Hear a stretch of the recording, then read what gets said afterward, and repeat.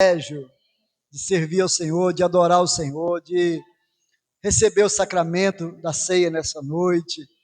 Todos esses meios de graça nos faz tão bem, nos abençoa. E a Tua palavra, Pai, é um meio de graça tão especial, que o Senhor nos deu a palavra e é através dela que vem a fé, em ouvirmos a Tua palavra. Usa esse irmão nessa noite, usa esse servo nessa noite, com liberdade na casa do Senhor, com liberdade na presença do Senhor, debaixo da unção, do poder, da sabedoria do Espírito Santo de Deus nessa noite, em nome do Senhor Jesus. Amém. Graça e paz, irmãos. É um prazer sempre estar aqui presente com os irmãos. É um prazer inenarrável trazermos também a palavra de Deus, sermos usados por Deus para trazer aquilo que o seu Espírito colocou e preparou em nossos corações nesta noite. O texto que eu queria meditar com os irmãos, a palavra que eu queria meditar com os irmãos nesta noite, é um sermão baseado em João, capítulo 15. E é uma palavra que traz o sentido de chamados para frutificar, permanecer, cuidar e alcançar. Muito alinhado com o propósito da igreja, né? Ano de avançar, uma igreja em movimento, dentro, alto, fora, para frente.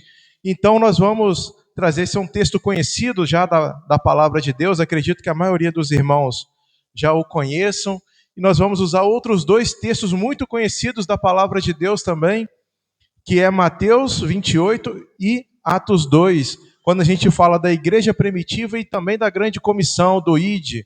Né? Esse texto de João é o texto da videira verdadeira, a videira que é Cristo. Então convido a amada igreja para nós pegarmos e lermos João 15, de 1 a 8, a videira e os ramos. Assim está escrita a palavra de Deus. Eu sou a videira verdadeira e meu pai é o agricultor.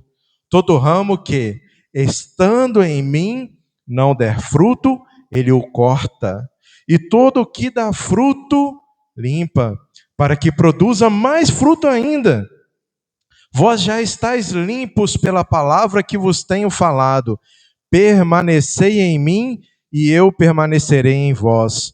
Como não pode o ramo produzir fruto de si mesmo, se não permanecer na videira, assim nem vós o podeis dar, se não permanecerdes em mim. Eu sou a videira, vós os ramos. Quem permanece em mim e eu nele, esse dá muito fruto, porque sem mim nada podeis fazer. Se alguém não permanecer em mim, será lançado fora, à semelhança do ramo, e secará. E o apanham e lançam no fogo e o queimam. Se permanecerdes em mim, e as minhas palavras permanecerem em vós, pedireis o que quiserdes, e vos será feito. Nisto é glorificado o meu Pai, em que deis muito fruto, e assim vos tornareis meus discípulos. Vamos elevar a Deus mais uma vez em oração. Senhor nosso Deus, neste momento coloco a minha vida nas tuas mãos, ó Pai amado. Que de agora em diante eu não diga nenhuma palavra, mas que o Senhor fale através de mim, que eu seja usado como um barro na mão do olheiro, ó Pai amado, moldado segundo o teu querer.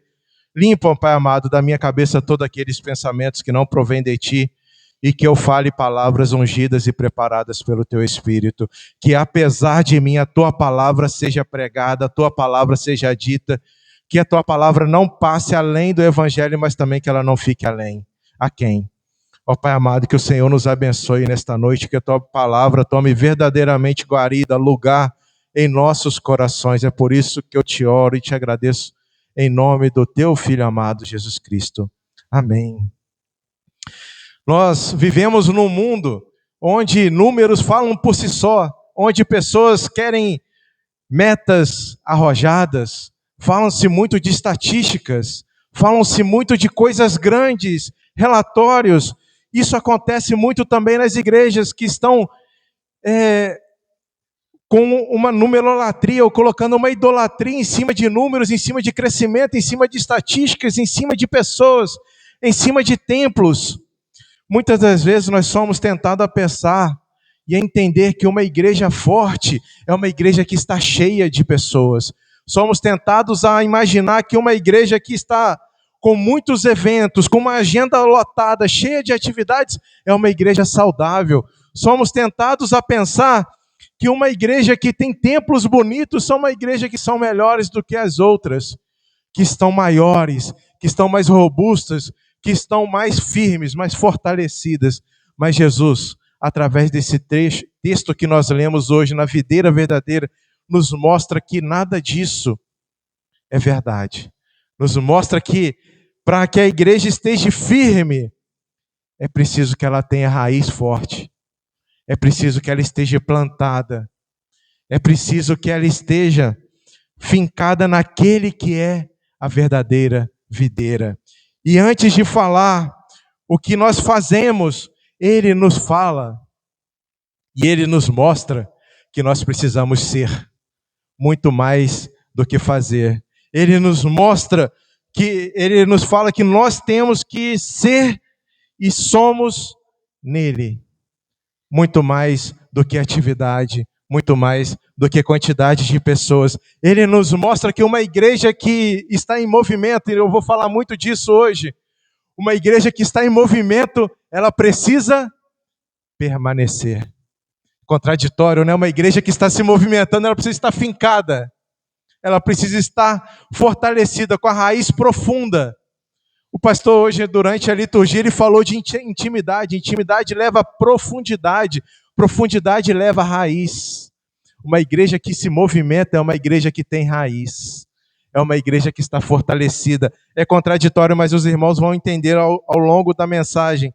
Por isso, Jesus não começa falando aqui no versículo 15 sobre ações, sobre ministérios. Ele está falando muito mais conosco mesmo de que nós somos. E ele começa dizendo a declaração maravilhosa: eu sou a videira verdadeira. Versículo 5, e vós os ramos.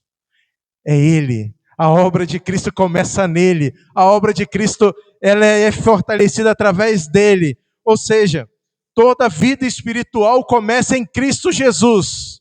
A raiz precisa ser Cristo. Uma árvore viva é uma árvore que tem raiz forte.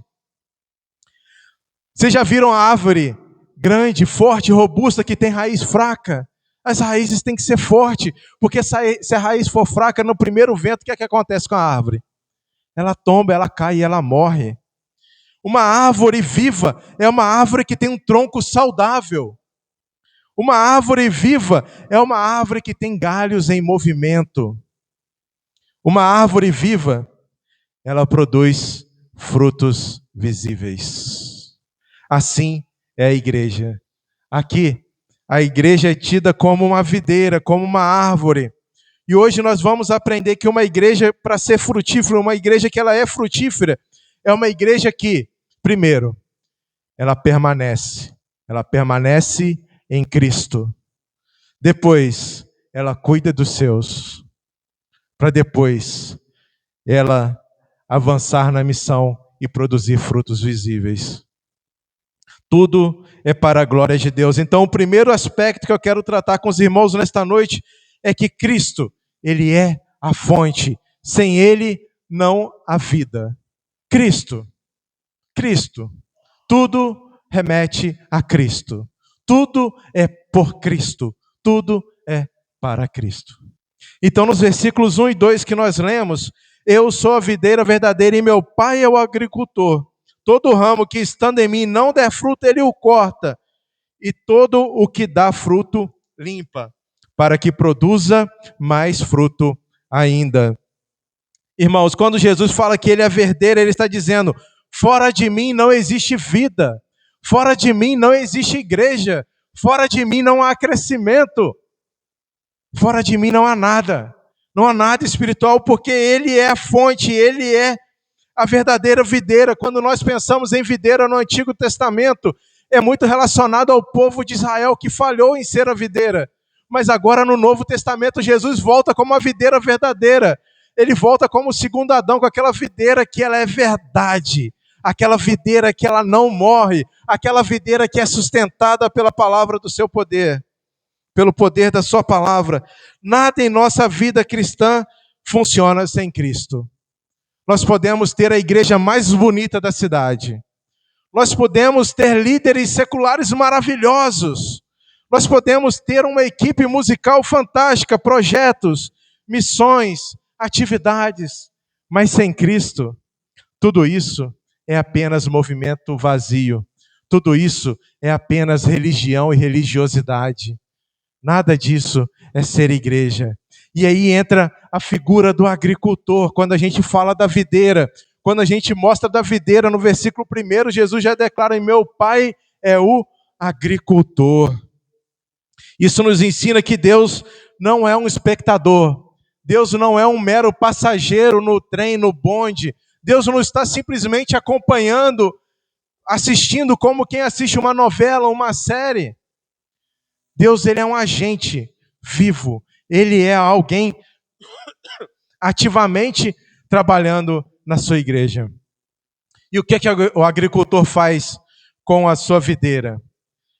Assim como ele é o agricultor, às vezes ele corrige a sua igreja. E às vezes ele nos corrige individualmente. Às vezes ele nos confronta como seu agricultor. Às vezes o agricultor precisa ajustar os adubos da planta, assim como Deus ajusta a rota conosco. E algumas vezes o agricultor precisa fazer o que para a planta crescer e ganhar vida? Podar, cortar, tirar aquilo que está causando impedimento. Isso é a poda. E às vezes Deus nos poda. E toda poda dói, machuca, nos tira da nossa zona de conforto. Pode nos deixar cabisbaixo, triste. Mas por que será que eu estou sendo podado? Por que será que eu estou sendo corrigido? Por que Deus está me confrontando? E aí o escritor de Hebreus traz uma resposta maravilhosa para nós. Porque o Senhor disciplina a quem ama. Se Deus está te podando, meu irmão, se Deus está me podando, é porque Ele nos ama. Se Deus está podando a sua igreja, se Deus está corrigindo a igreja, é porque Ele nos ama. É através do amor, é aí que a gente vê o amor de Cristo. Talvez nós estejamos passando por um momento de dificuldade. Talvez esteja mexendo em áreas sensíveis da nossa vida, e isso nos incomoda, isso dói. Mas isso não é abandono, é cuidado. Quando nós temos uma árvore e nós deixamos muitos galhos nela e galhos doentes, a árvore ela vai acabar morrendo. Isso é abandono. Não podar é abandono. Não corrigir é abandono. Mas Deus não nos abandona. E aí vem a pergunta: se você está passando por uma poda, você confia no agricultor? Você confia no agricultor ou é resistente ou resiste à poda que ele está aplicando? Eu prefiro confiar no agricultor. Ele está nos preparando para que nós possamos frutificar, para que os nossos frutos sejam visíveis. E o segundo ponto é permanecer. Uma vez que o agricultor nos cuida, e nós sabemos que sem Cristo nós não somos nada, sem Cristo nós não fazemos nada, que tudo é para Ele, por Ele e através dEle, por intermédio dEle. Aí vem o segundo ponto da mensagem, que é permanecer é a base, a vida com Deus antes da obra. Primeiro aspecto é permanecer. Para que a gente possa movimentar a igreja, nós precisamos permanecer. E aí eu vou pedir o auxílio dos versículos 4 e 5 de João 15. Permanecei em mim, e eu permanecerei em vós. Como não pode produzir o ramo de si mesmo, se não permanecer na videira, assim nem vós o podeis dar, se não permanecerdes em mim. Eu sou a videira, vós os ramos. Quem permanece em mim e eu nele dá muito fruto, porque sem mim nada podeis fazer. Jesus repete nesse trecho que nós lemos muito o permanecei em mim. Durante os versículos 1 ao versículo 8 do texto lido, Jesus repete 8 vezes o verbo permanecer. São 8 versículos, 8 vezes o verbo repetido. Então isso nos mostra e demonstra que é o verbo principal dessa mensagem, é o verbo principal desse texto: permanecer. Isso mostra que esse é o centro do nosso ensino. E permanecer aqui que Jesus está falando não é permanecer de só estar presente na igreja, não é permanecer de só ocupar um cargo na igreja, não é permanecer só de cantar no louvor da igreja. Permanecer é ter uma vida com Cristo, é ter uma vida conectado à videira. Se nós somos um galho da videira, se nós somos um ramo da videira, nós não temos como decidir um dia ficar fora da videira, no outro dia estar dentro da videira. Na segunda-feira eu quero sair da videira para dar um rolê, depois eu volto e me conecto na videira. Não é assim que funciona. Se o galho soltar da videira, o galho morre. Não dá para colar de novo. Pode passar um Durex, um Super Bond, o que quiser, que o galho não volta para a videira. Assim é o que o verbo e o texto quer nos dizer. Nós precisamos ter uma vida com Deus. Não é durante o momento do culto, a nossa vida inteira é um culto a Deus. Desde o momento que nós acordamos até do momento que nós vamos dormir, nossa vida é um culto a Deus. Nós estamos cultuando, as nossas ações cultuam a Deus. É entender que a nossa vida precisa estar conectada à videira. Isso gera dependência. Jesus, ele é muito claro quando ele declara: sem mim nada podeis fazer. Ele não fala: sem mim vocês andam um pouquinho, sem mim vocês vão andar mais 1 quilômetro, sem mim vocês vão durar mais 1 ano. Não, sem mim nada podeis fazer. Isso confronta diretamente o nosso orgulho pecaminoso, porque nós achamos que nós, como homens, damos conta. Quantas vezes que nós estamos numa situação difícil e pensamos: eu sou capaz, eu dou conta, eu consigo. Achamos que nós somos experientes, temos tantos anos de ministério, temos tantos anos de palavra, de conversão, de vida com Cristo, então nós já somos suficientes porque nós somos experientes. Nós achamos que sabemos como tudo funciona e muitas das vezes nós esquecemos que sem Cristo nada podemos fazer. Cristo é o centro da nossa vida. Cristo é o centro. Jesus não fala um pouquinho. Jesus não fala só mais um dia, um mês, uma ação, um culto. É nada. Nada que tenha valor eterno nós conseguimos fazer sem Cristo. E como nós permanecemos então na videira? Como é que nós permanecemos em Cristo? Através de leitura bíblica fiel. O crente que não lê a Bíblia não se alimenta. Nós estamos alimentados espiritualmente porque nós participamos do corpo de Cristo. Nós participamos da mesa do Senhor. Nós participamos da ceia. Nós estamos agora ouvindo a palavra e a mensagem de Cristo. Mas não só do domingo que vive o crente. Nós comemos arroz e feijão só no domingo ou comemos todos os dias? Nós alimentamos o nosso corpo físico todos os dias ou só no domingo ou na quarta-feira? Ou o dia que tem evento na igreja? Nós precisamos ter uma vida com Deus, nós precisamos ter leitura, nós precisamos ter uma vida de oração, nós precisamos ter uma vida de comunhão com os irmãos, nós precisamos participar da ceia, nós precisamos confessar a Deus todos os nossos pecados, as nossas atividades. Isso faz parte do dia a dia cristão. E quando nós falamos lá de Atos 2:42, quando nós falamos da igreja primitiva, Atos 2 nos mostra: e perseveravam na doutrina dos apóstolos, e na comunhão, e no partir do pão, e nas orações. Uma igreja forte começa no secreto. Uma igreja forte começa onde eu e você dobramos os nossos joelhos e buscamos a Deus em oração. Uma igreja forte começa dentro do meu coração e do seu coração. Ali que começa uma igreja forte. Raiz forte significa igreja forte. Quanto mais profundidade, quanto mais intimidade nós temos, quanto mais conhecimento nós temos com Cristo, mais forte nós ficamos. Não existe intimidade se eu não procuro a Deus, se eu não procuro a Cristo. Não existe intimidade se a única vez que eu escuto a palavra de Deus é no domingo. A intimidade, ela está no nosso dia a dia. Ela está no nosso quarto. Ela está fechada naquele momento mais íntimo nosso com Cristo. E é aí que nós buscamos profundidade, e é aí que nós buscamos raiz forte, e é aí que nós fortalecemos a igreja, porque a igreja, ela é a união de vários pecadores, que somos nós. Quando nós nos fortalecemos, a igreja ela é fortalecida também. O terceiro aspecto que eu quero trazer para os irmãos nesta noite é: uma igreja viva cuida dos de dentro. E isso, o trecho que nós lemos também nos fala um pouquinho disso, mas eu vou pedir aos irmãos que leiam lá em Atos 2.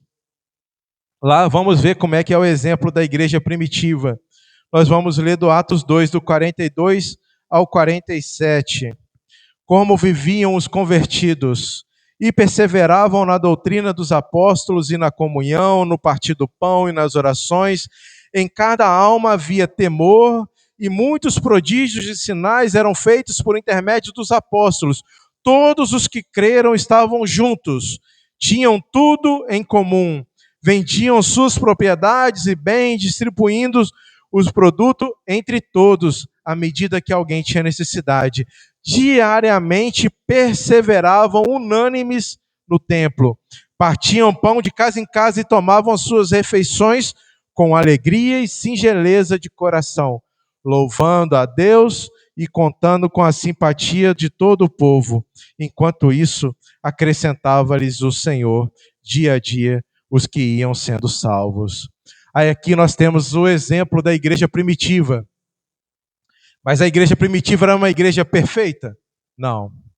Mas era uma igreja amorosa, era uma igreja que tinha amor. Eles repartiam, eles dividiam, eles estavam atentos às necessidades uns dos outros. Eles visitavam uns aos outros, eles oravam juntos.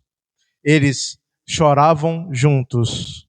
Eles celebravam juntos. Isso nos demonstra um pastoreio comunitário. Um pastoreio onde não necessariamente precisa de um centralizador para pastorear, mas onde a igreja se pastoreia, a igreja se cuida. E aqui o pastoreio no sentido de cuidado, não de sacerdote. Mas a igreja inteira se cuidava, as pessoas se cuidavam uns dos outros. Cuidado, ter o cuidado com o irmão é ter testemunho da sua conversão. O cuidado com o irmão é testemunho de Jesus. Jesus nos disse, lá em João 13:35, nisto conhecerão todos que sois meus discípulos, se tiverdes amor uns pelos outros. Nisto conhecerão os meus discípulos, se tiverdes amor uns pelos outros. Isso a igreja primitiva nos ensina, a ter amor uns pelos outros, a parte do corpo de Cristo. Uma igreja fria, ela afasta pessoas. Uma igreja amorosa atrai pessoas. O amor é capaz de atrair as pessoas. E o amor, além de ser um dom do Espírito Santo, é uma forma de nós retribuirmos o cuidado, é uma forma de nós retribuirmos a graça de Deus conosco. O amor é um dos frutos que uma igreja saudável pode apresentar. O amor, ele move montanhas e ele fortalece, ele atrai as pessoas. Nós precisamos entender que assim como a igreja primitiva amava através de ações e não só de palavras, muitas das vezes hoje em dia é comum as pessoas falarem bonito, terem eloquência nas palavras, né? Para ter uma palavrinha um pouco mais difícil, as pessoas gostam de falar bonito, gostam de impressionar naquilo que fala, mas muitas das vezes as ações não são coerentes com aquilo que a boca professa. Isso não é amor. Isso é firula. Isso é palco. O amor, ele está vinculado a ações, ele é vinculado em atitudes. Por isso a igreja primitiva amava uns aos outros, porque eles repartiam, era uma ação prática. Eles visitavam, outra ação prática. Eles oravam juntos, outra prática. Eles choravam juntos, eles estavam durante um momento de dificuldade e fraqueza, assim como eles estavam também no momento de alegria, alegrando-se juntos. Então amor é atitude, amor não é só palavras. Nós podemos ter palavras bonitas, mas se nós não tivermos atitudes, nós não temos amor. Quarto aspecto, nós já falamos de permanecer. Nós já falamos de cuidar das pessoas. Nós já falamos que Cristo é o centro disso tudo. Mas uma igreja frutífera, ela precisa estar em movimento. Né? Assim como o lema da igreja precisa estar em movimento. E aí nós vamos ler o Evangelho de Mateus, a grande comissão. Nós vamos voltar lá em Mateus 28, 19 e 20. Nós vamos ler aqui um texto muito conhecido dos irmãos. Mateus 28, vamos ler do 18. Jesus, aproximando-se, falou-lhes dizendo: toda a autoridade me foi dada no céu e na terra. Ide, portanto, fazei discípulos de todas as nações, batizando-os em nome do Pai, do Filho e do Espírito Santo, ensinando-os a guardar todas as coisas que vos tenho ordenado. E eis que estou convosco todos os dias até a consumação dos séculos. E aqui a gente vai encontrar o ponto de equilíbrio da mensagem desta noite. E aqui nós vamos encontrar a relação entre permanecer e movimentar, entre ficar e entre ir. E agora nós chegamos ao ponto de equilíbrio: permanecer, cuidar, ir. Jesus não nos chamou para só permanecer nele. Permanecer é a base, mas ele nos chama a ir. Permanecer gera movimento. Se eu permaneço, se eu sou um ramo de uma oliveira que começa pequenininho e eu permaneço ligado à videira, o que acontece quando esse ramo está saudável? Ele cresce. E o crescer gera movimento, gera continuidade. Então, permanecer também gera movimento. A grande comissão que nós acabamos de ler aqui em Mateus, ela não é opcional. Jesus aqui não está falando: olha, se você quiser, vai. Jesus aqui não está falando: olha, se você tiver o chamado missionário, você vai. Não. Jesus está falando: ide. E se nós formos pegar a tradução original, nós vamos ver que o verbo está no gerúndio, que é indo, né? Continuidade. Não é vai um dia só, não é vai uma vez só. É uma continuidade. Não é só para os missionários, não é só para pastores, mas é para toda a igreja. Ir por todo mundo. Ir, fazer discípulos. Ide para todas as nações, falando daquilo que nós estamos vivendo, falando daquilo que nós estamos crendo. E quando a gente fala ide, é só para ir lá para o Oriente Médio? É ir para os países perseguidos? Não. É ide para o outro lado da sua rua. Atravessa a rua e fale com alguém que não conhece Jesus. Vá no seu vizinho, ore por ele, quem não conhece a Jesus ainda. Lá no seu trabalho tem um colega que não conhece Jesus, fale de Jesus para ele. Seja um exemplo de Jesus, seja um pequeno Cristo. Reflita um pouco da luz de Cristo naquele ambiente de trabalho. Isso é o id. O ir significa ter cuidado com os de fora. Quando nós falamos cuidar com os de dentro, o id e o movimento nos chama a cuidar também para aqueles que estão do lado de fora. Nós somos chamados para os de fora. A igreja, o corpo de Cristo, a obra de Cristo precisa crescer. Para ela crescer, nós precisamos nos movimentar. Nós precisamos sair. Nós precisamos demonstrar aquele fruto bonito, vistoso, que atrai as pessoas a vir na árvore e buscar. Nós precisamos mostrar e demonstrar o fruto, que não é a causa, mas ele é a consequência da nossa adoração. O fruto não é a causa da nossa salvação, mas ele é consequência, ele é o testemunho da nossa salvação. Então nós precisamos caminhar. Em Colossenses, Paulo escrevendo a Colossenses, fala ainda: portai-vos com sabedoria com os de fora. Nossa fé precisa ser visível. Nós precisamos ser identificados como cristãos, aonde quer que nós estejamos, porque a nossa fé precisa ser visível no trabalho, na família, na rua, na escola. Isso é praticar o id. Isso é ter o id como vida. E assim como eu falei, de ter uma vida de adoração, nós precisamos ter uma vida de praticar o id. Nós precisamos ter uma vida de falar de Deus. Nós precisamos ter uma vida onde as pessoas possam olhar para nós e ver um pouco de Cristo em nós. Isso é o nosso testemunho. Fruto são a vida. O fruto da árvore demonstra que ela está viva.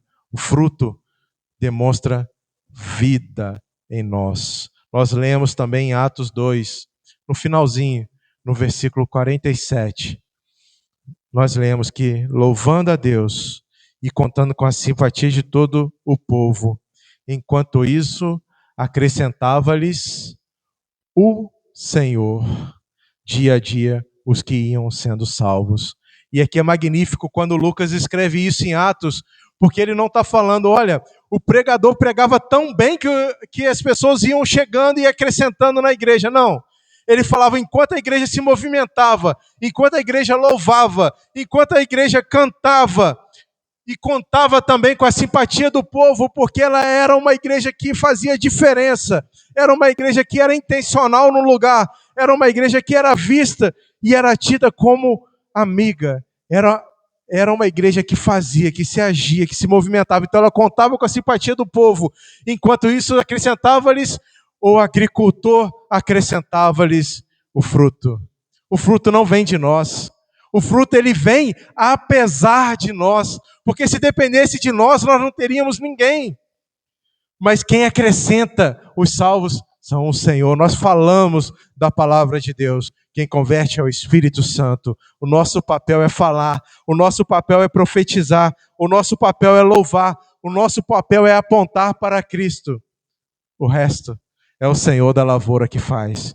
Enquanto isso, acrescentava-lhes o Senhor dia a dia os que iam sendo salvos. Quem salva é o Senhor Jesus. Quem acrescenta é Deus. A igreja é testemunha. A igreja dá o testemunho. Deus salva, mas a igreja anuncia. Nós precisamos anunciar. E Deus vai salvar. Deus vai aplicar. Será que nós estamos orando por essa pessoa que está próximo de nós e ainda não conhece Jesus? Será que nós estamos orando pelas pessoas do nosso trabalho, das nossas escolas, da nossa comunidade, da nossa vizinhança? Será que eu estou orando pelo meu vizinho que ainda não conheceu a Jesus? Isso é ter atitude missional. Isso é ser missionário. Ser missionário não é necessariamente atuar no Chipre da África, atravessar o mundo e ir lá para a Coreia do Norte falar de Jesus. Quando tem pessoas do outro lado da nossa rua que ainda não conhecem Jesus, e eu não falo de Jesus para ela. Existem pessoas que passam a maior parte da nossa vida conosco, que são os nossos colegas de trabalho. Nós passamos pelo menos 8 horas por dia com as pessoas que trabalham ao nosso lado. E muitas das vezes nós não falamos nenhuma vez de Jesus para elas. Será que nós temos orado e falado de Jesus pelas pessoas que estão à nossa volta, ao nosso redor? O quinto e último ponto que eu queria trazer para os irmãos é, uma vez que nós já estamos praticando o ID, que nós estamos permanecendo, nós cuidamos uns dos outros, nós praticamos o ID com cuidado para os de fora, aí é a vez de frutificar. É o fruto que glorifica a Deus. E aí, voltando lá em João 15, entre os versículos 7 e 8, assim disse Jesus: se permanecerdes em mim e as minhas palavras permanecerem em vós, e é muito importante essa parte, se permanecerdes em mim e as minhas palavras permanecerdes em vós, ou seja, nós precisamos estudar, entender a palavra de Deus.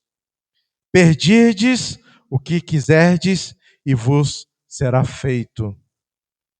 Nisto é glorificado o meu Pai, em que deis muito, não é pouco, não é um pouquinho, não é um fruto, é que deis muito fruto, e assim vos tornareis meus discípulos. O objetivo final não é crescimento numérico. O objetivo final não é ter uma igreja rica.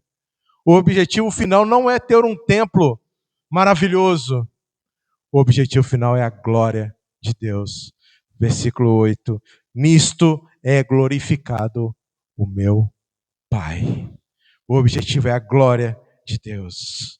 Quando uma vida é restaurada, Deus é exaltado. Deus é glorificado. Quando uma família é transformada, Deus está sendo honrado, porque o Evangelho transforma pessoas.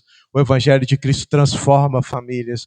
Quando uma família inteira ela é transformada, Deus é honrado, Deus é glorificado. Então o objetivo final não é crescimento numérico. O objetivo final não é ter muitos eventos. O objetivo final não é simplesmente ter uma igreja lotada, onde o problema seja a falta de bancos. O objetivo final é a glória de Deus Pai. Quem permanece, ora diferente. Quem permanece, por isso é importante a gente voltar aqui no versículo 7 também, quando Jesus fala permanecer, se minhas palavras permanecerdes em vós, pedireis o que quiserdes e vos será feito. E aqui eu posso pensar assim, poxa, então eu vou ter uma vida com Cristo, eu vou permanecer em Cristo, eu vou cuidar das pessoas e eu vou pedir para Deus para eu ganhar na Mega Sena. Não é isso que a palavra de Deus está falando. Porque quem permanece em Cristo pede e ora diferente. Ele não pede para si, porque ele ora para o reino. E ele ora pelo reino. Ele ora por vidas. E ele ora para a salvação dessas vidas. Ele ora por transformação. Ele ora para que as pessoas possam ser lavadas e remidas pelo sangue do Cordeiro. Ele ora para que as pessoas possam ser transformadas. Ele ora para que as pessoas possam ter um encontro real e verdadeiro com Cristo, tendo a sua vida transformada, tendo a sua vida salva por Cristo.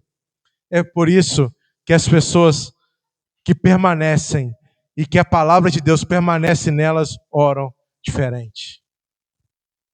Nós passamos a entender que a nossa oração é muito mais necessidade própria, mas é muito mais para ações do reino. É muito mais para o crescimento do reino e é muito mais para a evidência da nossa fé. E o fruto, então, concluindo, partindo para a conclusão já da nossa meditação aqui nessa noite, eu acho que eu passei um pouquinho do horário, mas eu vou acelerar. A conclusão é, o fruto é evidência da nossa fé. Paulo escreveu lá em Efésios 2:10, pois somos feitura deles, criados em Cristo Jesus para boas obras, as quais Deus de antemão preparou para que andássemos nelas. Nós somos salvos para boas obras. Nós não somos salvos pelas obras, mas nós somos salvos para boas obras. Então não existe crente salvo que não pratica obras. Não existe árvore frutífera saudável que não produza fruto. Se eu não produzo obras, eu não estou saudável, eu não estou ligado na videira. Todo ramo que não dá fruto, o pai, o agricultor corta e lança fora. E lançado fora, ele seca. E uma vez seco, as pessoas pegam e atiram no fogo para queimar. Então a evidência da nossa fé são as boas obras. O fruto não nos salva, mas ele nos confirma. Ele confirma a nossa salvação. Ele confirma a nossa transformação. Então, irmãos, nesta noite Deus nos chama para 4 coisas. Deus chama a sua igreja e nos chama como parte e membros da sua igreja para fazermos 4 coisas. Primeiro, permanecer em Cristo. Permanecer em Deus. Permanecer ligado à videira. Segundo, a cuidar. Cuidarmos uns dos outros. A cuidar, orar, a amar, a apoiar, a dividir as coisas. Terceiro, ele nos chama a ir. A grande comissão está aí. Ele nos chama, ele nos ordena, ele nos manda. É imperativo. Ide. Ele não dá uma opção. Se tu quiser, vai. Se não chover, vai. É ide. Quarto, ele nos chama a frutificar. Essa é uma igreja viva. A igreja viva e uma igreja em movimento é uma igreja que frutifica. Não nos chama para sermos uma igreja perfeita, mas ele nos chama para sermos uma igreja dependente. Uma igreja que depende dele. Uma igreja que entende que sem Cristo, nada podemos fazer. Uma igreja dependente. Sem mim, nada podeis fazer. Embora permanecendo em Cristo, o que acontece? Nós vamos dar pouco fruto? Muito fruto, se permanecermos nele. Deus não nos chama para sermos uma igreja acomodada, mas nos chama para sermos uma igreja em missão. Nós não somos chamados para ficarmos só sentados nos bancos, mas nós somos chamados a sermos uma igreja em missão. Por final, eu queria deixar aqui para os irmãos uma frase para nós refletirmos durante essa semana. Uma igreja que permanece em Cristo nunca para de frutificar. Uma igreja que permanece em Cristo nunca para de frutificar. Uma pessoa que permanece em Cristo nunca para de frutificar. Amém. Assim encerro a minha mensagem nesta noite.